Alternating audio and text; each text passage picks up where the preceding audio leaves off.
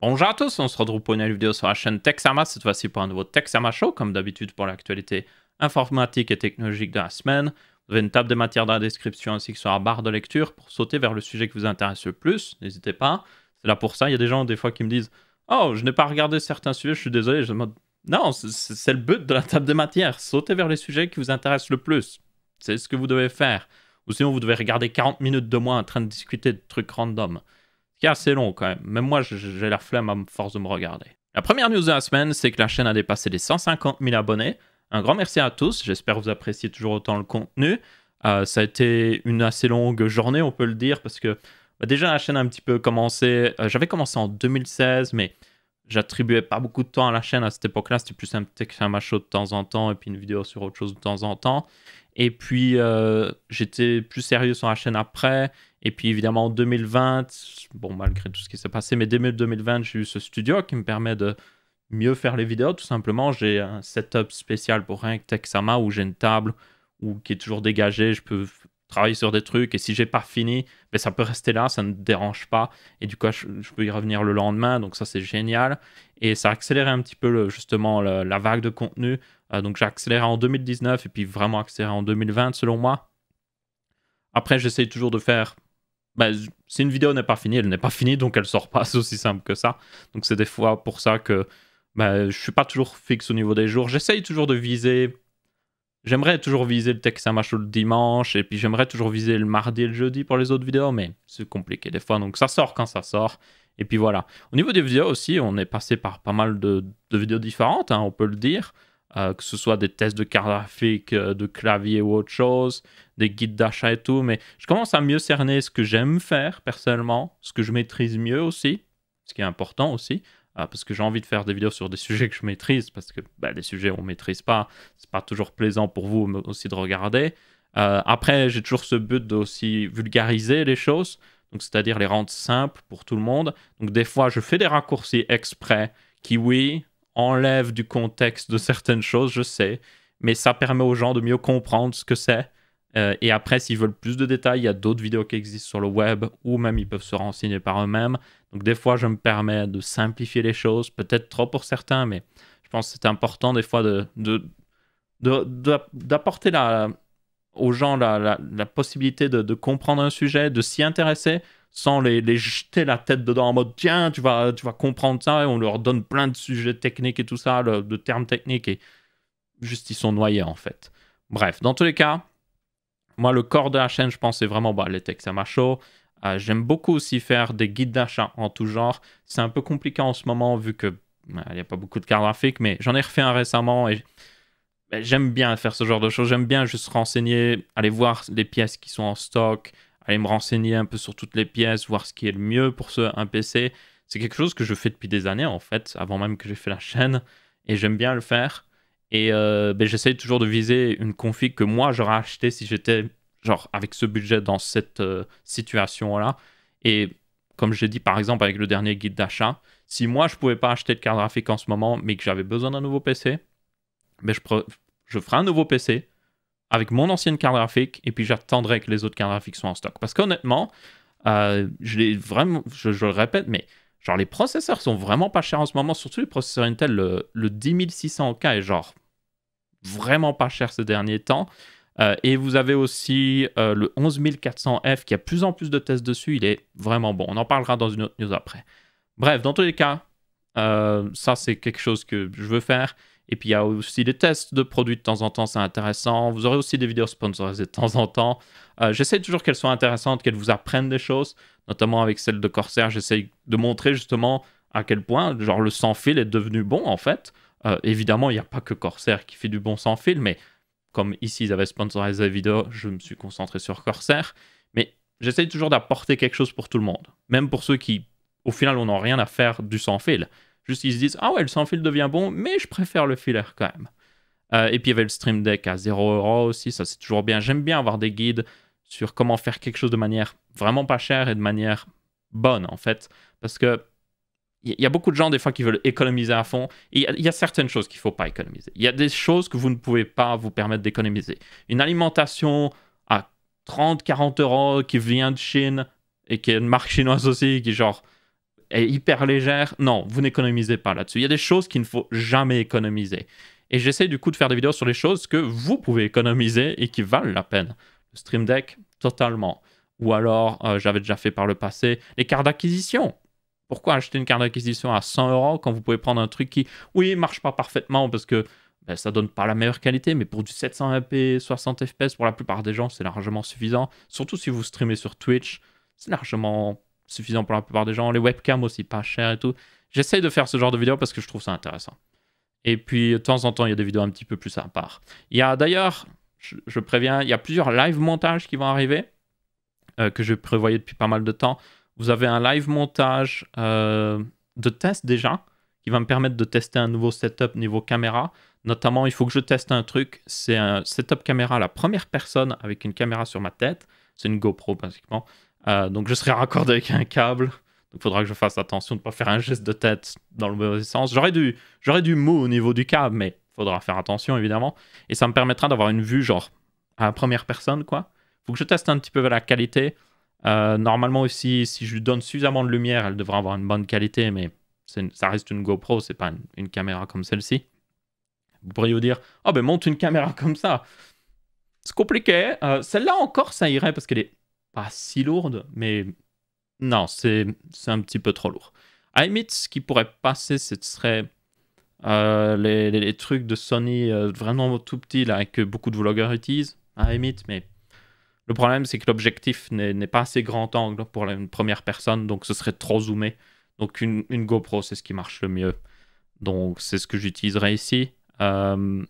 Et du coup, d'ailleurs, un grand merci à tous pour votre soutien et aussi, ça aide aussi avec les vidéos sponsorisées de pouvoir améliorer le setup comme ça. Parce que sinon, j'aurais jamais pu faire ce setup à la première personne et j'espère que ça rendra bien. Puis j'ai aussi la caméra qui est au-dessus, bon, elle est au-dessus de l'autre truc, mais caméra qui donne vers le bas. Comme ça, quand je travaille sur la carte mère, par exemple, je peux montrer la carte mère. Vue du haut, c'est toujours bien. J'ai aussi le setup d'en face, juste une caméra en face, et puis une caméra de côté qui permet d'apporter un angle différent. Donc ça fait quadruple caméra, c'est le setup ultime. Ça devient assez overkill. Et puis j'ai aussi cette caméra-là en mode selfie. Si vous avez jamais remarqué, mais j'aime bien configurer un setup genre nickel, en fait. J'aime bien avoir un truc qui marche. Et juste configurer pendant pas mal de temps, juste tous les petits détails pour que tout s'assemble et faire un joli setup. Et je parle juste d'un setup de manière générale, pas un setup PC. Donc oui, il y aura un live de test là-dessus, il y aura le live de montage de mon PC personnel, mon Sama PC, on va l'appeler, qui j'ai pratiquement toutes les pièces. Il manque juste une pièce.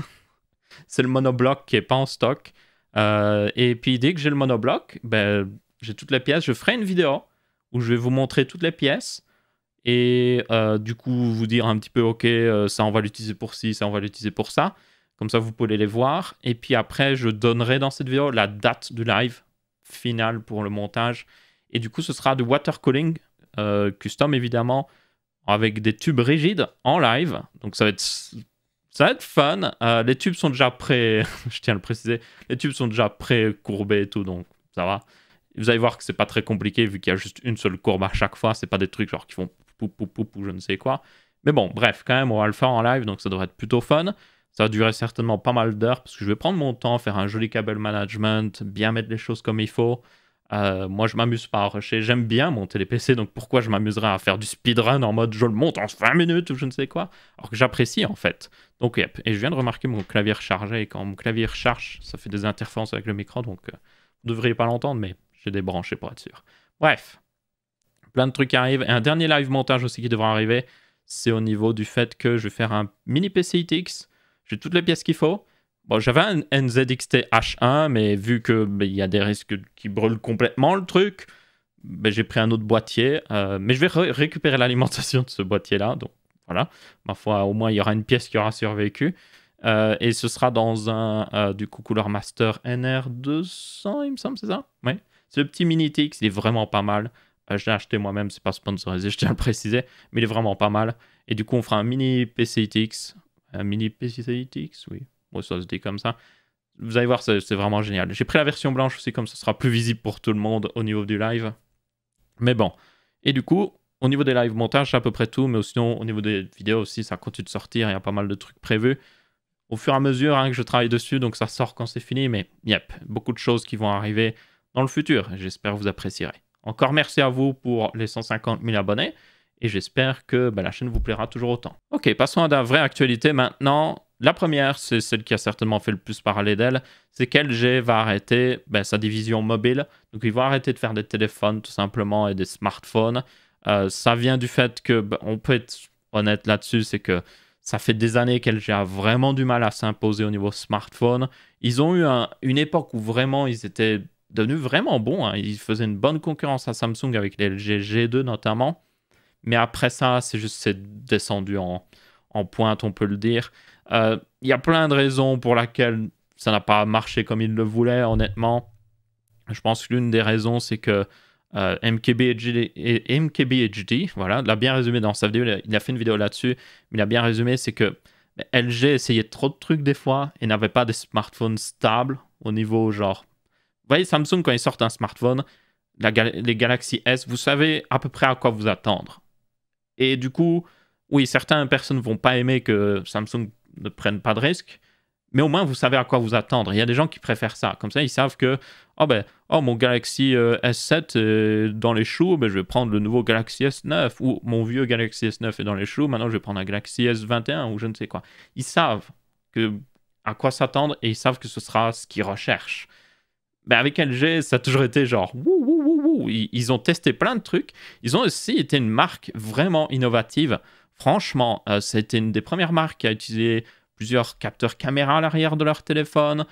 C'était, il me semble, les premiers aussi à avoir un capteur d'empreinte, si je me souviens bien.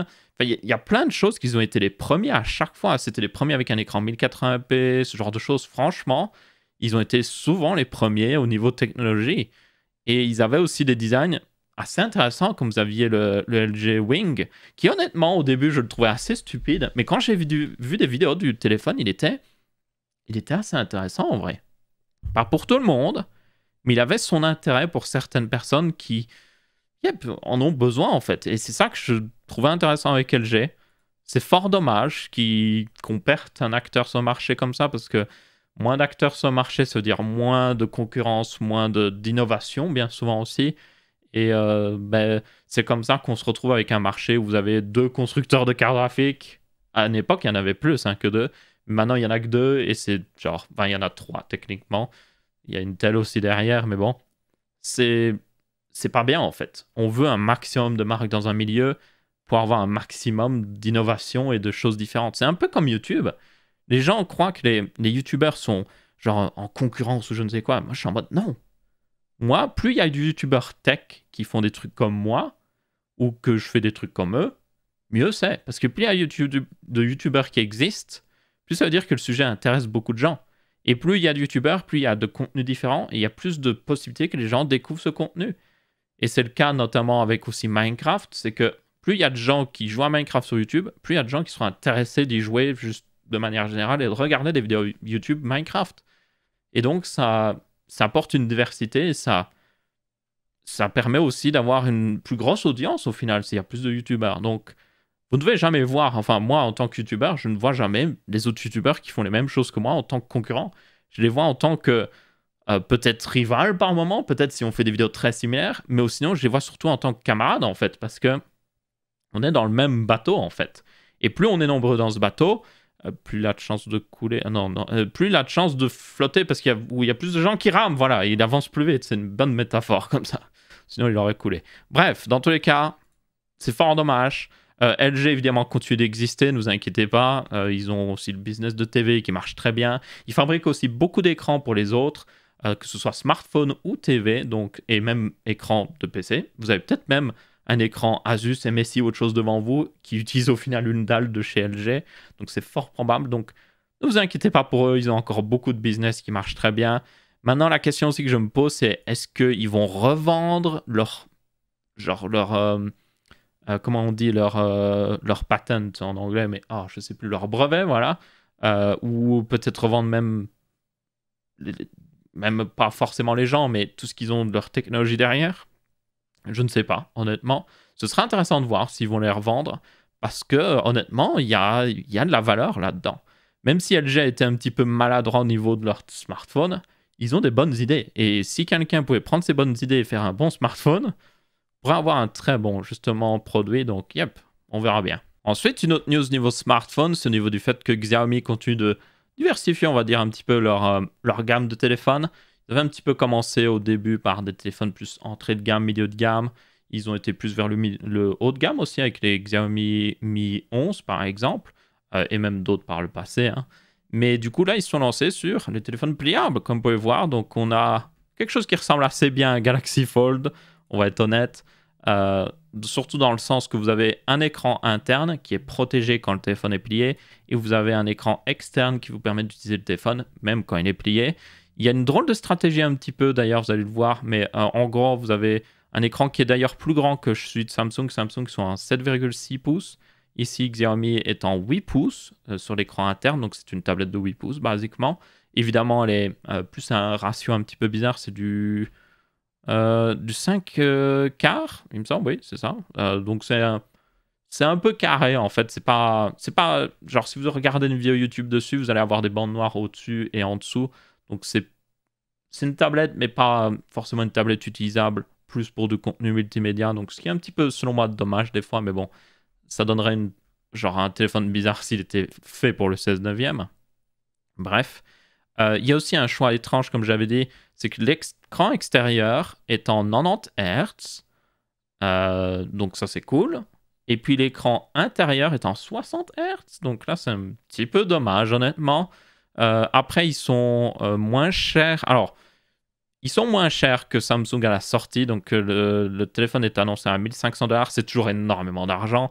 Mais comme vous pouvez voir, ça commence hein, petit à petit, ça diminue en prix. Au début, c'était plus de 2500$, hein, je vous rappelle. On a déjà perdu 1000$ en quelques années à peine. Donc, ça ne m'étonnerait pas honnêtement que l'année prochaine, on ait un smartphone pliable pour 1200$. Et puis l'année d'après, peut-être 1000$. Et à force, ça va devenir intéressant pour tout le monde. Parce que selon moi, payer un smartphone au-dessus de 1000€, ça fait beaucoup d'argent. Surtout quand c'est un téléphone avec un écran en plastoc qui peut littéralement se griffer juste avec vos ongles. Donc ça, ce serait assez dommage. C'est d'ailleurs le cas de ce smartphone, évidemment.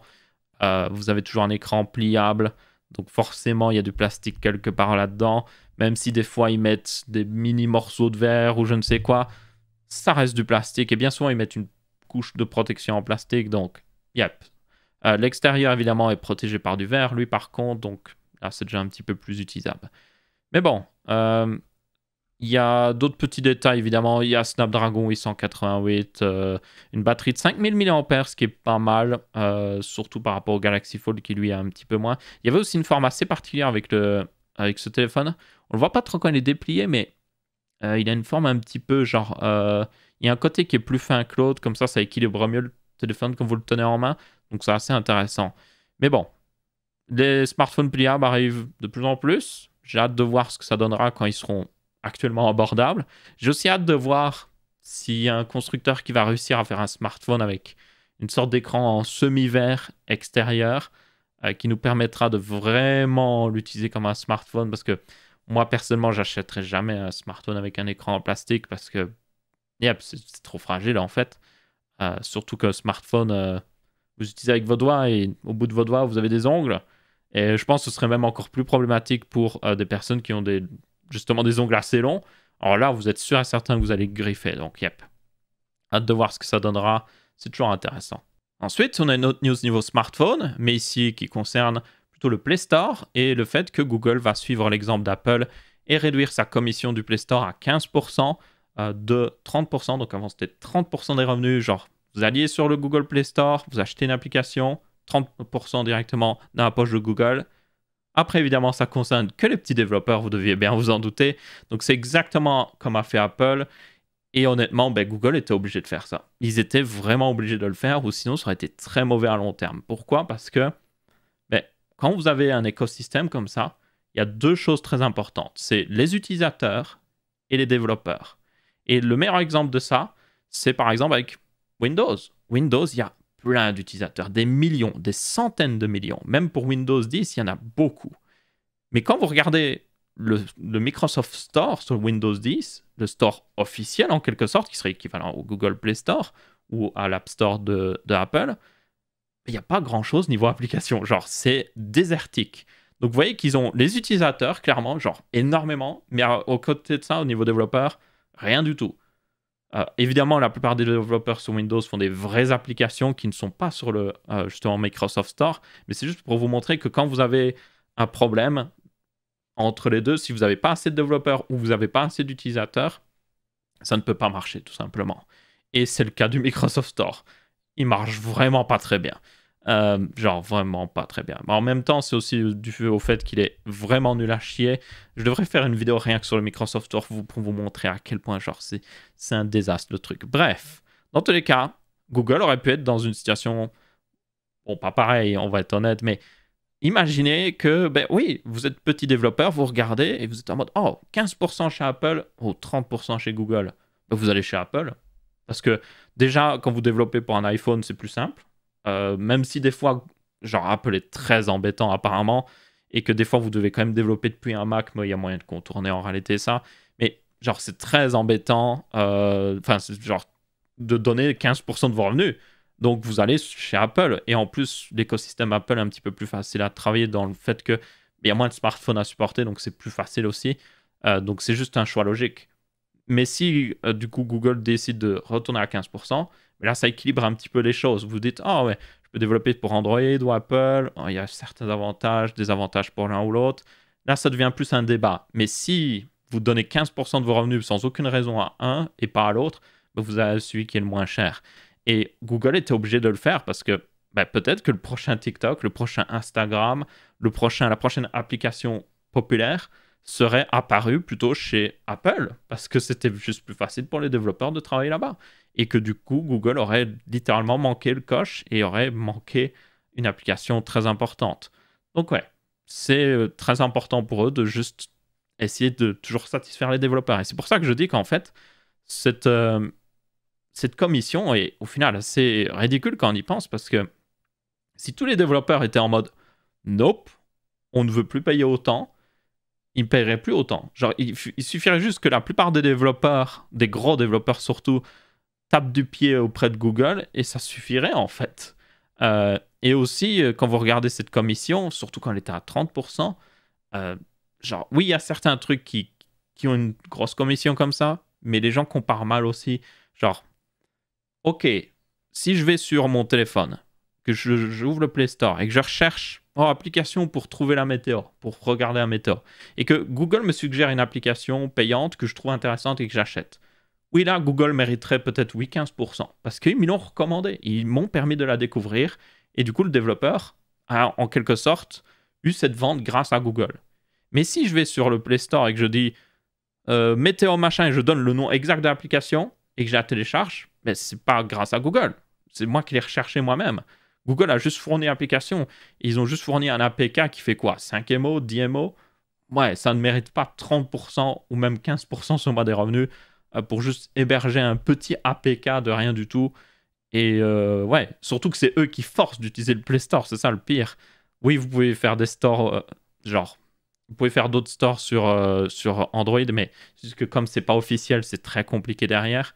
Mais c'est juste pour dire que c'est eux qui ont forcé à utiliser leur service, parce qu'il y a beaucoup de développeurs qui, ça les dérangerait pas de juste eux-mêmes offrir le téléchargement pour leur application. C'est eux qui forcent, donc c'est ça qui c'est ridicule, ces pourcentages énormes.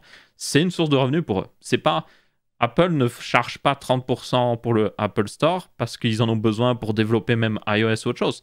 Ils chargent 30% parce que c'est une source de revenus énorme pour eux et qui justifie même des fois de soutenir peut-être les téléphones plus dans le temps parce qu'ils peuvent continuer de faire des ventes, même si au final, même si vous pouvez toujours acheter des applications même quand un téléphone iOS n'est plus supporté. Donc, yep. Mais c'est juste pour dire que au final, ils vendent un smartphone à un certain prix, mais ils savent qu'ils vont faire plus d'argent dans le futur avec la vente d'applications. Un petit peu comme Sony et Xbox vendent des consoles, peut-être des fois moins chères, même des fois Sony en a déjà vendu à perte parce qu'ils savent qu'ils vont le récupérer derrière. Mais là, évidemment, Apple et Google ici ne vendent pas à perdre. Et après, derrière, ils touchent encore plus d'argent avec ces ventes-là. Donc, yep, selon moi, ça devrait être 5%. Et puis, si oui, vous avez utilisé les services Google et que vous vous avez gagné cette vente grâce à Google. Oui, là, on peut passer à 15%. Et si vous êtes un gros développeur, oui, peut-être qu'on peut passer à plus, je ne sais pas. Mais dans tous les cas, c'est selon moi ridicule. Et je peux vous le dire, ça complique les choses aussi pour les développeurs des fois. Il y a certains développeurs qui ne font pas des applications mobiles parce que c'est juste pas intéressant au niveau financier. Quand vous avez des marges très serrées et que vous devez donner 15%, 30% de vos revenus, c'est juste pas possible. C'est pour ça qu'il y a beaucoup de trucs qui n'existent pas sur le Play Store ou l'Apple Store. Et du coup, ça réduit la quantité de choses que vous pouvez avoir sur votre téléphone juste parce que, bah oui, Google et Apple sont un petit peu genre, bah non, on veut se faire un maximum d'argent. Donc ouais. Il y a aussi, du coup, comme j'avais dit, la comparaison. Il y a beaucoup de gens qui comparent, par exemple, à Steam ou autre chose, mais c'est pas exactement pareil, même si Steam devrait diminuer sa part. Mais par exemple, Steam héberge des jeux beaucoup plus larges déjà aussi ici. Ils offrent aussi beaucoup de services derrière au niveau multijoueur, donc c'est encore différent selon moi. Évidemment, vous allez me dire, oui, mais le Google Play Store offre pas mal de services aussi, mais encore une fois, c'est parce que Google force un petit peu les gens à les utiliser, mais bon. Bref, on verra bien ce que ça donnera. Il y a aussi de toute façon, une décision de justice qui arrivera bientôt, normalement. Ça continue au niveau judiciaire pour justement Fortnite et Apple. Donc on verra bien ce que ça donnera. Ensuite, on avait eu la sortie des Core Intel de 11e génération. J'ai fait une vidéo de test dessus. Si vous ne l'avez pas vu, je vous invite à aller la voir. C'était sur le i5 11600K. Je voulais vous faire résumer, honnêtement, parce que ça va être très rapide. Le plus intéressant, je dirais, c'est le 11400F, qui est vraiment très intéressant au niveau performance et surtout au niveau du fait que vous pouvez actuellement maintenant utiliser de la meilleure RAM avec et tout. Donc c'est vraiment un bon petit processeur, je l'ai recommandé dans mon guide d'achat récemment. Vous avez le 11600K qui, techniquement, il est intéressant, surtout en Europe parce que le 3600X coûte plus cher. Mais honnêtement, moi je trouve qu'il ne vaut pas la peine pour le prix que vous payez et ce que vous avez derrière. Juste autant prendre si vous êtes bricoleur, autant prendre un 10600K et l'overclocker ou alors prendre un 11400F honnêtement ou un 3700X d'AMD si vous recherchez des performances brutes pour des applications. Genre, il sera plus puissant. Il a weaker, 16 threads. Si vous cherchez un truc qui permet de jouer aux jeux vidéo, mais qui permet aussi genre de faire un rendu 3D, 3700X est meilleur. Et puis après, au-dessus, vous avez le 11700K. Juste oubliez-le, sans moi. Et puis, le pire, le 11900K. C'est juste... J'avais dit dans mon test, à mon avis, il n'est pas intéressant par rapport à ce que j'ai vu sur le 11600K. Et c'était même pire que ce que j'imaginais, honnêtement. Il est vraiment mauvais. Il n'a aucune raison d'exister, ce processeur. Parce que Intel a décidé de retourner, pour information, si vous ne l'avez pas vu, ils n'ont pas la table ici, mais ils ont décidé de retourner à weaker 16 threads sur le Core i9. Donc, c'est-à-dire que dans pas mal de jeux, et surtout dans pas mal d'applications, genre de rendu ou autre chose, le 11900K est toujours plus intéressant. Et du coup, ça vous donne un truc chelou. Vous êtes en mode, mais le 11900K est moins intéressant que le 10900K. J'ai dit, ouais, je me suis trompé d'ailleurs. Les noms se ressemblent tellement. Donc, je résume. Dans certains cas, vous allez être en mode, oui, le 10900K, qui date de la génération d'avant, est toujours plus intéressant que le 11900K qui est censé être meilleur. Et c'est juste genre bizarre. Et je dirais même le processeur le plus intéressant, si vous êtes en mode je veux rester chez Intel, mais je veux beaucoup de cœur, je veux beaucoup de puissance et je veux overclocker, il y a un processeur qui a beaucoup baissé au niveau prix, c'est le 10850K, qui est basiquement un 10900K un peu moins cher. Il a moins bonne fréquence, moins bon boost, évidemment, mais il a toujours les 10 cœurs, les 20 threads, et il est overclockable. Donc, honnêtement, prenez-le. Et surtout, le plus intéressant, c'est qu'en Allemagne, à l'heure actuelle, il coûte 380 €. Genre, vraiment, vous pouvez l'acheter en Allemagne en stock maintenant. Il est en stock partout pour 380, voire 400 € si vous prenez sur un autre site. C'est imbattable, selon moi. Franchement, si vous recherchez vraiment le meilleur du meilleur. Mon guide d'achat, évidemment, concernait plus le milieu de gamme, donc j'en ai pas trop parlé. Surtout que j'avais pas vu qu'il avait diminué autant de prix, honnêtement. Mais maintenant, ouais, c'est réellement l'un des processeurs les plus intéressants qui existent à l'heure actuelle. Si vous êtes prêt à l'overclocker, évidemment. Mais même stock, il est très bon. Donc, yep, nouvelle génération d'Intel, honnêtement, à part le 11400F, comme j'ai dit, qui est vraiment très intéressant, lui, au niveau performance. Genre même plus intéressant que prendre un processeur Ryzen, honnêtement. Donc, yep, si vous recherchez, prenez plutôt le 11400F. Ensuite, nous avons des gens qui se sont amusés à mettre 16 Go de RAM sur une RTX 3070. Yeah, vous ne rêvez pas. C'était la même technique utilisée qu'on avait déjà vu par le passé, où en gros, ils dessoudent, genre ils chauffent les puces mémoire et font fondre la soudure de ces puces mémoire, et du coup, ils les enlèvent, et du coup, ils prennent des puces de 2 Go et les mettent sur la carte graphique, tout simplement. Donc, depuis quelques temps, il y a des puces de 2 Go en GDDR6 qui sont disponibles, notamment, c'est celle qu'on voit dans la RTX 3060, et du coup, ben, une personne s'amusait à faire ça. Il a mis 8 puces, au lieu de 8 puces de 1 Go, il a mis 8 puces de 2 Go, et ça double la mémoire de la 3070. Et du coup, ben, c'est intéressant. Ça permet de voir que dans certains cas, oui, avoir plus de RAM peut servir. Le meilleur exemple, c'était justement, comment ça s'appelle? Oh, Watch Dogs Legion, que j'ai déjà pu tester par moi-même et voir que c'était le cas, notamment dans ma review de la 3060, il me semble que je le dis, mais dans Watch Dogs Legion, vous avez un meilleur FPS quand vous avez plus de RAM. Parce que le jeu utilise beaucoup de RAM, vraiment beaucoup de RAM vidéo ici. Donc là, il y a un gain avec la 3070. Mais sinon, honnêtement, c'est un peu bof en fait. Vous n'avez pas un énorme gain. C'est logique en même temps parce que les jeux d'aujourd'hui sont faits pour utiliser 8 Go de RAM bien souvent. Les développeurs savent que la plupart des cartes graphiques ont 8 Go de RAM maximum. Il y a beaucoup de cartes avec 8 Go. Hein. Si vous regardez toutes les 2070, les 2080, les 3070, les 3060 Ti, quand vous voyez autant de cartes graphiques avec 8 Go de RAM vidéo, vous codez votre jeu pour que ça utilise 8 Go de RAM vidéo en fait. Donc la plupart des jeux sont suffisamment bien codés en tout cas pour utiliser 8 Go de RAM vidéo et pas aller au-delà de ça et toujours conserver des bonnes performances. Il n'y a que certains jeux où vous voyez que ben, soit le développeur a développé pour utiliser autant de RAM que possible et avoir plus de FPS quand vous avez plus de RAM, ou soit ben, tout simplement certains développeurs ont moins bien développé. Je ne sais pas c'est quoi le cas pour Watch Dogs Legion. Je pense que c'est parce qu'ils ont développé pour que ça utilise plus de RAM si c'est disponible honnêtement, même si des fois Ubisoft est un petit peu, au niveau coding, des fois Ubisoft c'est un petit peu variable on va dire. Bref, dans tous les cas, c'est cool à voir, mais pour aujourd'hui en fait, c'est pas intéressant. Pour 2022-2023, ce serait intéressant de revoir une comparaison, et là on verrait certainement beaucoup plus de différence avec des nouveaux jeux qui sortent maintenant, qui utiliseront plus de RAM vidéo, vu que les consoles de nouvelle génération ont plus de RAM dedans, vu qu'il y a plus de cartes graphiques qui sortent avec plus de RAM, donc notamment, vous avez la 3060 qui a 12 Go de RAM, ou les cartes AMD qui ont plus de RAM. Donc il faudra voir ce que ça donnera dans le futur, mais une chose est sûre, pour le moment, pas forcément utile, mais ce sera utile. Ensuite, nous avons une bonne news au niveau Nvidia et ceux qui font du pass-through de GPU. Donc en gros, je vous résume pour que ce soit simple pour tout le monde. Il y a certaines personnes qui s'amusent à prendre par exemple un nouveau processeur Ryzen en 16 cœurs ou 12 cœurs. Ils tournent sous Linux parce qu'ils préfèrent Linux, mais ils se font une machine virtuelle sous Windows. Et cette machine virtuelle, ils la font tourner peut-être avec un processeur 4 ou 6 cœurs. Hein. Ils prennent une partie de leur processeur et l'utilisent pour cette machine virtuelle. Et quand vous avez un processeur 12 cœurs, vous pouvez vous permettre de juste utiliser la moitié des cœurs pour une machine virtuelle.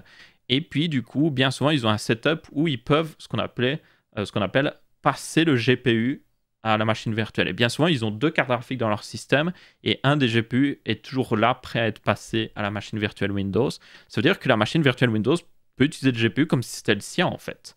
Et donc, ça vous permet d'avoir réellement un bon petit PC de jeu, mais tout en gardant l'avantage d'être sur Linux, parce que du coup, vous pouvez jouer dans une fenêtre, dans la fenêtre de la machine virtuelle. Il y a même un truc qui avait été fait, je ne sais plus comment ça s'appelle, mais ça vous permet de carrément lire le buffer vidéo de la machine virtuelle et l'envoyer à la machine haute sous Linux et littéralement avoir le jeu affiché comme s'il tournait sous Linux. Donc c'est plutôt intéressant. Mais oui, c'est quelque chose de vraiment intéressant. Le problème, c'est si vous utilisez une carte graphique NVIDIA, jusqu'à maintenant en tout cas, et que vous faites ça, vous passez la carte graphique à la machine virtuelle, le driver NVIDIA repérait ça et il était en mode non, code 43, erreur. Et en gros, NVIDIA bloquait ça. Il bloquait le fait que vous puissiez utiliser une carte graphique NVIDIA dans une machine virtuelle. bien, et il y avait des manières de contourner ça d'ailleurs, il faut le savoir. Bien maintenant, NVIDIA a retiré ce fameux code 43. Donc vous pouvez maintenant faire une machine virtuelle et passer un GPU NVIDIA à cette machine virtuelle et du coup, ben, en tirer parti pleinement et installer le dernier driver, pas devoir bidouiller et ça marche. Ça, c'est plutôt cool. Par contre, ce que ce n'est pas, pour ceux qui se demandent, ils n'ont pas rajouté pour les cartes grands consommateurs, en tout cas, la virtualisation GPU. C'est différent, ça. Donc ça, pour information, c'est ce que vous faites avec le processeur. C'est que, vous voyez, le processeur, vous ne passez pas le processeur à la machine virtuelle. En fait, le processeur a des technologies qui permettent de dire, OK, oui, 6 cœurs vont être utilisés.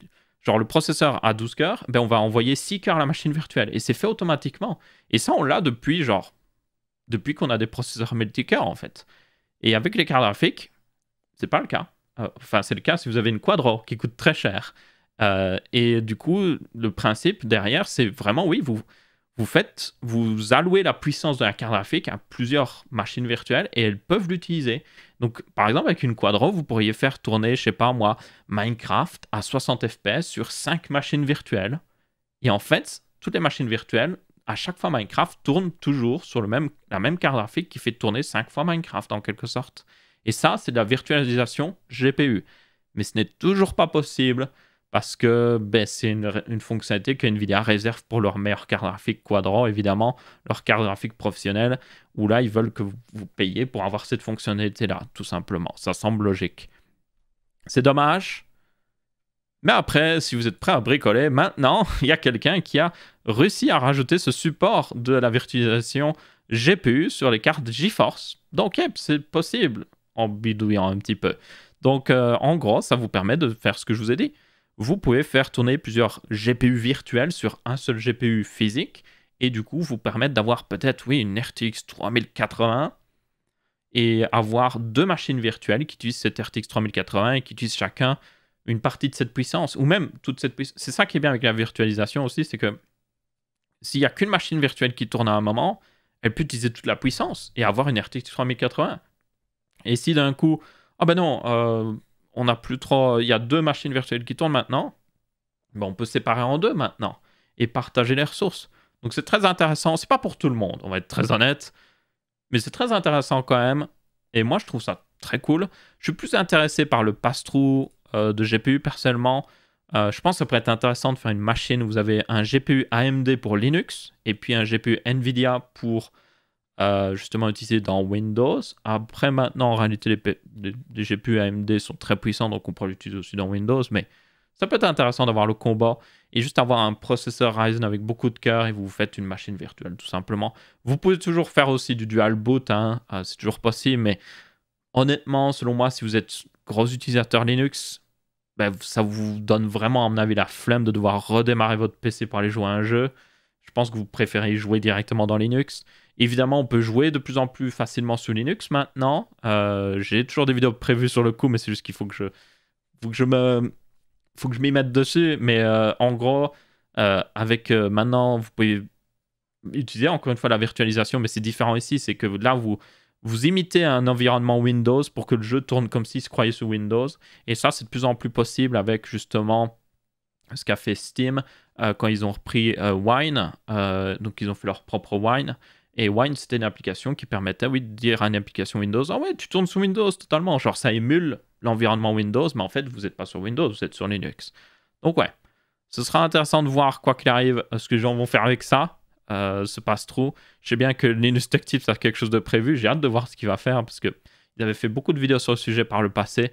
Ils avaient fait notamment One CPU, 7 Gamer. Donc, c'était genre, basiquement, ils avaient une machine avec des Xeon et ils avaient 7 cartes graphiques et en gros il y avait 7 personnes qui pouvaient utiliser le PC à la fois et ils avaient chacun leur PC avec une carte graphique. C'était très intéressant. Bon, c'est un peu overkill mettre 7 PC dessus, mais moi je vois une autre utilisation qui pourrait être plutôt pas mal, c'est qu'imaginez vous mettez 2-3 machines dessus, hein, vous prenez un processeur à 12 cœurs, vous avez 4 fois, enfin 3 fois 4 cœurs, donc vous pourriez vous le permettre. Et du coup, vous faites tourner 3 machines avec 3 cartes graphiques, ou même vous virtualisez les cartes graphiques. Et puis après, vous mettez par exemple, je sais pas moi, Parsec dessus. C'est un programme qui vous permet d'utiliser un PC à distance. mais genre de jouer aux jeux vidéo et tout avec une très basse latence. Et du coup, vous pourriez vous permettre d'avoir un serveur quelque part dans une maison. Et puis après, vous utilisez Parsec sur votre téléphone, sur votre ordinateur portable pour avoir de la puissance et jouer à des jeux. Ça peut être intéressant. Certaines personnes, je pense, pourraient être intéressées par ça. Donc ouais, faudra voir évidemment ce que ça donnera plus dans les mains de gens qui savent l'utiliser, mais très intéressant. Ensuite, toujours au niveau carte graphique, nous avons une news sur le DG2 de Intel qui serait, je vous rappelle, le premier vrai GPU Intel haute puissance. Donc on avait eu le DG1 qui était un kit de développement qui était intéressant, mais qui était plus genre au niveau d'une puissance d'une pas une RTX, une GT 1030 ou 1050, je sais plus. Voilà, c'était pas pour tout le monde, c'était juste pour tester. Ici, nous avons du coup le DG2 qui aurait donc 502 Execution Unit, EU, ou Union Européenne si vous préférez, non ce n'est pas tout à fait vrai. Pour information, pour comparer un petit peu par rapport à un processeur Intel avec le même genre de GPU, les processeurs Intel ont 80 ou 90, il me semble, EU. Donc vous voyez, c'est genre fois 6, 7 facilement. Donc c'est beaucoup plus puissant ici, évidemment, vous devez bien vous en douter. Aussi, autre truc assez important, c'est que du coup, ce GPU a de la mémoire dédiée, donc ça lui donne encore plus de puissance. Il peut monter beaucoup plus haut niveau fréquence, parce que les GPU Intel dans les processeurs sont souvent limités à 1000 MHz, donc ils sont pas très haut niveau fréquence, donc pas très puissants aussi en échange. Et du coup, là, il pourrait monter jusqu'à 2,2 GHz en boost. Et il aurait un TDP, du coup, ce GPU, ce GPU, oui, un TDP, donc une enveloppe thermique de 275 watts. Donc vous voyez, c'est vraiment une grosse carte graphique qui aurait quand même pas mal de puissance. La puissance indiquée d'ailleurs, c'est très... Alors ça, à prendre avec des pincettes vraiment, ce serait entre une RTX 3070 et une 3080. Personnellement, j'ai un peu du mal à y croire. Ça paraîtrait trop beau pour être vrai. Oui, Intel a beaucoup d'expérience quand même avec les GPU, parce qu'ils en font depuis des années. Et ça veut dire aussi qu'il y a beaucoup de jeux qui supportent les GPU Intel déjà maintenant. Donc ça, c'est un bon point positif, parce que ça veut dire que ces cartes graphiques ne devraient pas requérir de entièrement retravailler un jeu pour le supporter pleinement, vu que c'est basiquement la même architecture qu'on avait eu dans d'autres processeurs Intel. Mais moi, je m'attendrais quand même pas au niveau de puissance d'une 3000. Ça me paraît quand même beaucoup au-dessus d'une 3070. Mais il faut voir.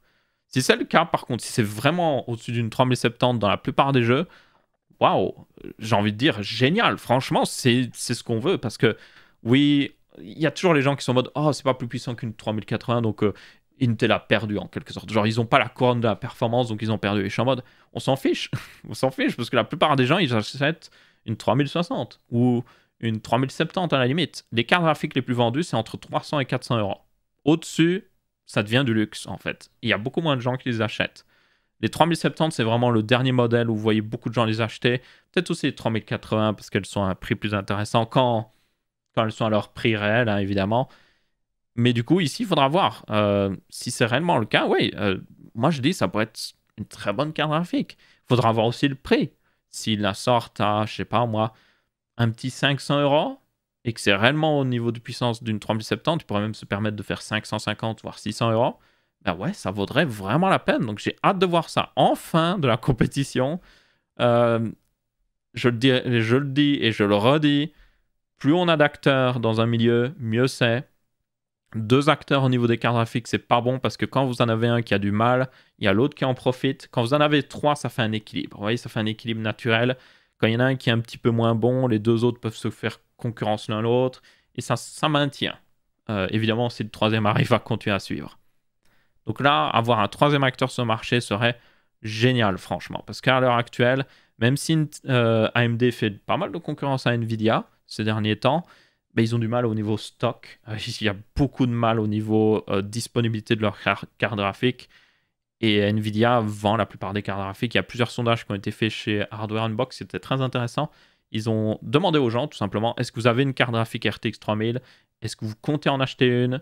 Est-ce que vous avez une RX 6000? Est-ce que vous comptez en acheter une? Et on voyait les stats que il y a quand même pas mal de gens qui ont déjà des RTX 3000 en réalité. Même si elles ne sont pas en stock, il y a des gens qui les achètent en permanence. Donc il y a pas mal de gens qui en ont. Il y a pas mal de gens qui en veulent, mais ça va encore. Et par contre, au niveau AMD, vous avez beaucoup moins de gens qui ont des cartes AMD. Et il y a par contre beaucoup de gens qui en veulent, mais qui n'arrivent pas à en acheter, en fait, tout simplement. Donc ouais, plus d'acteurs sur le marché, c'est génial. Donc on verra bien ce que ça donnera. C'est pas encore pour tout de suite, par information. Cette carte graphique, peut-être qu'on pourra voir à quoi elle ressemble d'ici la fin de l'année, mais yep, attendez-vous à plus de disponibilité en 2022. Ensuite, je voulais parler d'une news un peu ridicule, parce que selon moi c'est le cas. Vous avez Xiaomi qui avait annoncé une TV, qui est la Mi TV Q1, qui était en 75 pouces, donc c'est pas une TV pour tout le monde, mais qui avait un écran 120 Hz, 4K et tout, plutôt intéressant, qui tourne sur Android 10 et tout, et qui était vendu pour un peu plus de 1000 €. Alors c'est évidemment un assez gros prix pour une TV, mais c'est le modèle 75 pouces, donc imaginez si dans quelques semaines, quelques mois, ils font un modèle 65 pouces qui sera à 800 €, ou même un modèle 55 pouces qui sera à peut-être 700 €. Et là, ça deviendrait, pour une TV haut de gamme, c'est plutôt un bon prix. Surtout que ça utilise une dalle QLED, donc le même genre de dalle que vous avez dans les TV Samsung haut de gamme qui coûtent genre 2000, 3000 €. Donc ouais, c'est plutôt pas mal. Le problème, parce que donc ils avaient fait l'annonce il y a quelques temps et c'était intéressant. Le problème, c'est qu'ils ont rajouté juste une petite note en bas ici et ils disent qu'en gros, leur TV a une dalle 120 Hz 4K, mais elle ne supporte pas, malgré qu'elle supporte l'HDMI 2.1, elle ne supporte pas une entrée 4K 120 Hz. Donc ça veut dire que si vous avez même une console de nouvelle génération, vous branchez cette TV dedans, vous allez tourner en 60 Hz, la TV va prendre ce 60 Hz, va faire la fameuse technologie que tout le monde déteste parce qu'elle est nulle à chier, qui est de rajouter des fausses images pour donner l'impression que c'est plus fluide, et va le remettre en 120 Hz. Et du coup, j'ai juste envie de dire, what? On est en 2021 avec Xiaomi. Qu'est-ce que c'est que cette merde, honnêtement? Genre, non. Non. Surtout que, quand vous regardez les specs de cette TV, elle est parfaite pour quelqu'un qui veut jouer sur une TV. Et puis, ils font ça, quoi. Ok, pour quelqu'un qui regarde du sport, oui, ça va lui donner un côté plus fluide.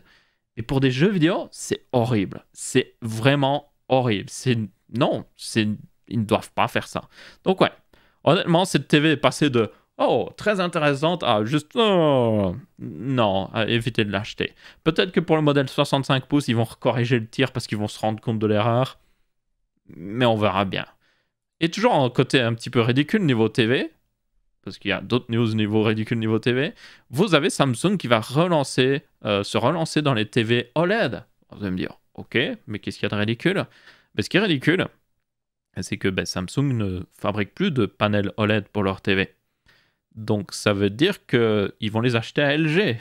Donc oui, LG va fabriquer les panels des TV OLED de Samsung. Donc je sais pas si vous vous rendez compte de la bizarreté du truc. Alors, il y a plein de trucs bizarres en réalité comme ça. Notamment, Samsung fournit des panels AMOLED pour les iPhones, par exemple. Mais ça fait quand même bizarre de voir juste... Là, c'est encore plus bizarre parce que c'est carrément une TV. Genre, ce qui fait une TV, c'est le panel. Genre, le reste, c'est accessoire. L'écran d'un smartphone, oui, c'est important. Mais genre, les autres trucs sont importants aussi. Les caméras, la puissance et tout ça. Mais là, genre... Ce qui fait une TV, c'est le panel. Et ça viendra de chez LG. Donc, c'est juste bizarre. Et pour information, c'est juste dû au fait que Samsung avait un peu abandonné l'OLED pour les TV parce que ils avaient juste du mal, honnêtement. La stratégie d'LG était juste meilleure.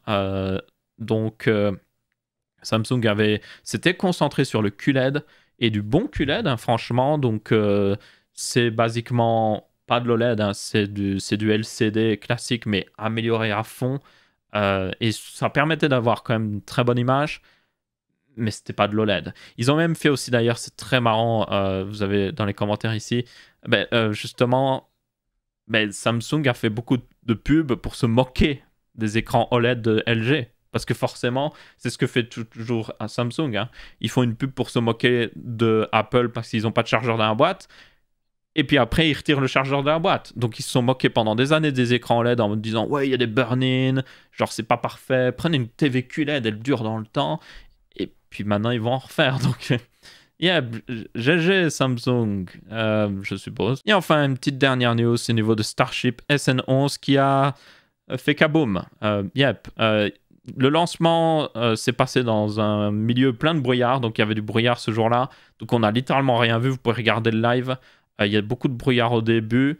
Et après, genre, on a une caméra embarquée, donc on voit ce qui se passe, donc ça va. Et puis, ça dépasse la couche des nuages, évidemment. Mais du coup, SN11 a décollé, ça s'est bien passé. Il a atteint son apogée, il a redescendu. Et puis quand ils ont voulu rallumer les moteurs, il y a eu un problème. Maintenant, on a la cause du problème en réalité. Donc au début, on ne savait pas, mais en gros, il y aurait eu une petite fuite de méthane dans un des moteurs, donc un qui serait rallumé justement. Et ça a causé un outburst, c'était ça, il me semble le terme en anglais. En gros, c'est quand vous avez un moteur qui se rallume, si vous avez du gaz qui est déjà devant le moteur, le problème c'est que ce gaz s'allume, fait une petite explosion et ça pousse le moteur en fait. Et du coup, le problème c'est comme ça a poussé le moteur, ben, ça a abîmé certainement le moteur et ça a causé juste une explosion en fait. Ça a causé certainement une rupture au niveau de la plomberie derrière ce moteur et juste boum, le prototype a été entièrement explosé. Donc, yep, au final, on s'attendait à un atterrissage, mais pas vraiment. C'est dommage, mais bon, il faut tenir compte que ça reste des prototypes. Hein.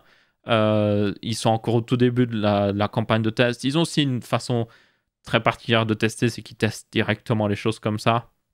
Et aussi, c'est très visible parce que vous avez beaucoup d'autres entreprises au niveau spatial vont tester dans des trucs fermés, les moteurs pendant des limites, des années en fait, pour voir que tout va bien, alors que SpaceX sont plus en mode, allez, on les accroche à un prototype et puis on fait tout voler et puis on teste. Donc, ils sont très, voilà, ils cherchent à toujours tester d'une manière très, très rapide et tout ça, donc ça forcément donne ce genre de choses. C'est dommage, mais bon, après, dites-vous que SN15, ben, déjà pratiquement fini, il est sur le pad, donc oui, c'est pour ceux qui se demandent qu'est-ce qui est arrivé à SN12, 13 et 14, ils sont skip, donc ils n'existent pas. Littéralement, ils se sont fait démonter parce qu'ils étaient en train de les construire, puis ils étaient en mode « Oh non, on a changé tellement de trucs, ils sont obsolètes. » Et ils sont passés à SN15. SN15 a quelques nouveautés, et notamment le fait que aussi SN15, normalement, utilisera normalement des Raptors. Donc les Raptors, c'est les moteurs ici. Des Raptors version 2, en quelque sorte. C'est juste une version améliorée qui devrait peut-être corriger pas mal de problèmes qu'on a eu jusqu'à maintenant. Donc, on verra bien. SN15 devrait tester, si on a de la chance cette semaine-ci, mais moi, j'y crois pas trop. Voyez plutôt pour la semaine prochaine, à mon avis, ce serait plus probable. Si c'est toujours comme d'habitude à une heure passable pour moi, je ferai un live, mais la plupart du temps, c'est toujours un moment, le pire moment pour moi pour faire un live, donc, yep. Mais bon, j'essaierai peut-être de faire un live si c'est le cas. Et moi, je fais un live quand vous avez le live SpaceX qui est en ligne. Parce que le live SpaceX est diffusé toujours 30 minutes avant le décollage en général. Un petit 30 minutes. Des fois moins. En réalité, là, c'était quelques minutes à peine. Non, en réalité, non, c'est beaucoup moins de 30 minutes. C'est plus 10 minutes, voilà. Donc, comme ça, vous voyez juste le lancement, c'est rapide et tout ça. Parce qu'il y a des fois, vous pouvez regarder des lives de NASA Spaceflight et tout ça qui durent, genre, littéralement, ils lancent le live le matin du test. Et des fois, il y a genre 6 heures de live avant qu'il se passe quelque chose. Donc, yep, je ne ferai pas ça personnellement. Mais bon, si vous êtes intéressé, vous pouvez aller regarder leur chaîne évidemment. Et au passage, entre-temps, depuis que j'ai fait cette vidéo, il y a une autre news qui est sortie sur le fait que la NASA a sélectionné finalement SpaceX comme seul fournisseur d'un véhicule pour leur mission lunaire. Pour information, donc la NASA compte retourner sur la Lune d'ici quelques années. Ils font eux-mêmes le véhicule de lancement donc qui permet de décoller depuis la Terre et d'aller jusqu'à la Lune. Mais après, un autre véhicule construit par des entreprises privées permet aux astronautes d'aller sur la surface de la Lune. Il y avait 3 participants. Vous aviez Blue Origin avec d'autres entreprises nationales. Vous aviez une autre entreprise encore et vous aviez SpaceX avec le justement Starship version lunaire, comme vous pouvez voir, qui est différent parce que il n'est pas fait pour atterrir sur la Terre. Il n'a pas les flaps sur les côtés, les petites ailes donc. Et aussi, il a un panneau solaire. Et comme vous pouvez voir aussi, il est peint en blanc. Il y a d'autres petites différences au fait qu'il y a aussi des petits moteurs près du logo de la NASA ici qui permettent d'atterrir sur la surface lunaire sans retirer ou plutôt faire se soulever toute la poussière lunaire, ce qui serait assez gênant avec les gros moteurs qu'il y a en dessous. Donc, yep, c'est un véhicule assez unique. Et yep, la NASA a sélectionné seulement SpaceX. Ça veut dire que si ce plan arrive à bout, on verra, ben, ça devrait être le véhicule utilisé par la NASA pour atterrir sur la Lune, ce qui est assez exceptionnel. Honnêtement, moi, je m'y attendais vraiment pas. Je m'attendais à ce qu'ils sélectionnent 2 personnes, ou plutôt 2 entreprises, peut-être justement Blue Origin et la team nationale, et puis après SpaceX en mode, ok, on va sélectionner un mec ou plutôt une entreprise qui font des trucs spéciaux. Mais au final, non, on n'a que SpaceX. Donc ils vont toucher, pour information, un petit... Voilà, c'est un petit 2,82 milliards de dollars pour le développement. C'est pas d'un coup qu'ils vont le toucher, c'est au fil du temps. Ce n'est pas tout de suite que ça se fait, de toute façon, ceci. C'est certainement aussi dû au fait, pour information, qu'ils ont moins de budget, qu'ils ont sélectionné qu'une seule team, dû au fait que le Congrès américain ne leur a pas donné le budget qu'ils espéraient, tout simplement pour cette mission lunaire. Donc ça veut dire que ils devaient pratiquement sélectionner qu'une team s'ils voulaient la financer correctement. Donc, yep, hâte de voir ça. Franchement, c'est incroyable comme news. Évidemment, il faudra voir si SpaceX arrive à bien développer Starship comme il faut. Il y a encore beaucoup de choses à faire. Après, cette version lunaire devrait être assez difficulté, évidemment, mais elle devrait être un petit peu plus facile que la version qui doit réatterrir sur Terre, parce qu'il y a plus de contraintes. Mais on verra bien ce que ça donnera. En tout cas, vraiment hâte. Dans tous les cas, c'est tout pour ce Tech Sama Show aussi. J'espère que vous avez bien apprécié. Si c'est le cas, vous pouvez laisser un petit pouce bleu. Encore merci à tous pour les 150 000 abonnés. Et on se retrouvera pour une prochaine vidéo. Ciao, ciao!